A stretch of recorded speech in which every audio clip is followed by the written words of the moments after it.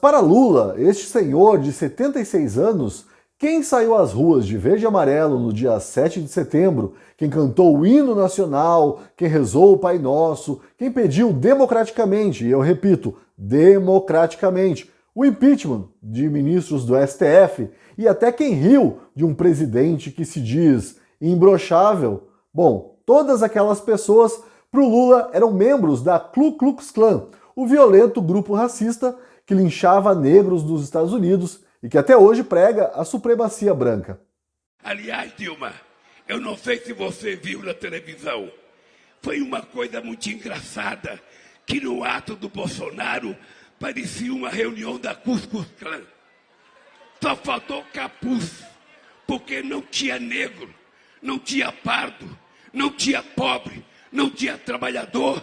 Olha aí, para Lula, nas ruas cheias do 7 de setembro, não tinha negro, não tinha pardo, não tinha pobre, não tinha trabalhador. Essas palavras rançosas, cheias do que se convencionou chamar de ódio do bem, foram ditas pelo ex-presidiário Lula durante o Grito dos Excluídos, uma manifestação supostamente popular, e bota supostamente nisso, que, como você pode ver aí por essas imagens, reuniu, sei lá, 30 bilhões de pessoas em São Paulo.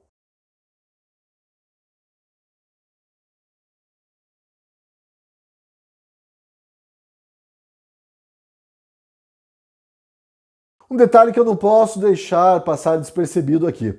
As únicas pessoas usando as cores da bandeira são as que estão usando, na verdade, uma capa de chuva.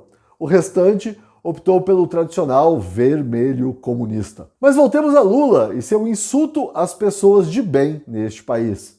Porque não tinha negro, não tinha pardo, não tinha pobre, não tinha trabalhador. Você vê aí que Lula, um político velho e cansado e um ultrapassado produto de marketing político de uma elite que fica publicando cartinha pela democracia, tenta se passar por um homem simples. Lula, o candidato dos intelectuais que só conhecem negros, pobres e trabalhadores de ouvir falar. Provavelmente instruído pelo marqueteiro, o bebedor dos mais finos vinhos franceses dá uma de ignorante e fala mucha.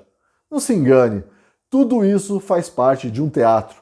Depois, Lula finge não saber falar Ku Klux Klan e se sai com esse Cuscuz Klan aí. Como se pode ver nessas fotos feitas pelo cineasta Ian Maldonado, Lula está absolutamente enganado. E ele sabe disso. Todos ao redor dele sabem disso. Mas insistem no engano, ou melhor, na mentira, porque acham que essa distorção da realidade vai lhes render frutos políticos e financeiros. É uma gente escravizada pela ideologia e viciada na mentira.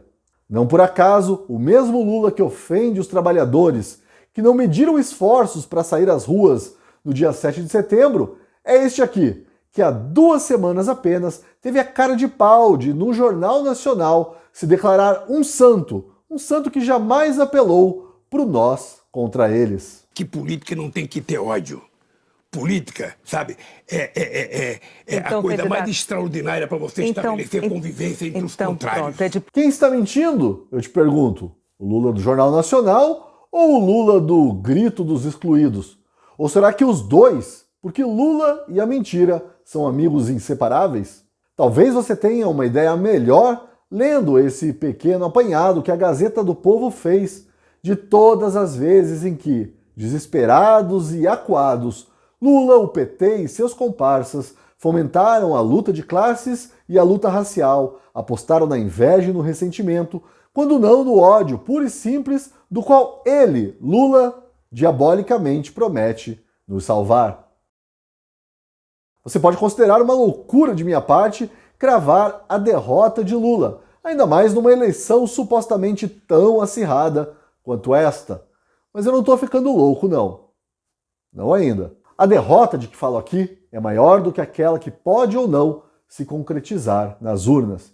É uma derrota íntima, uma derrota inegável, uma derrota indisfarçável. É uma derrota que se percebe nas palavras e nos atos de alguém que se deixou corromper pela própria soberba. Corromper Curioso como hoje em dia a gente usa esse verbo para falar somente da corrupção venal, da venda de princípios e valores em troca de, sei lá, um apartamento ou talvez um sítio. Mas a corrupção vai muito além do comércio de leis e cargos que estampavam as capas dos jornais.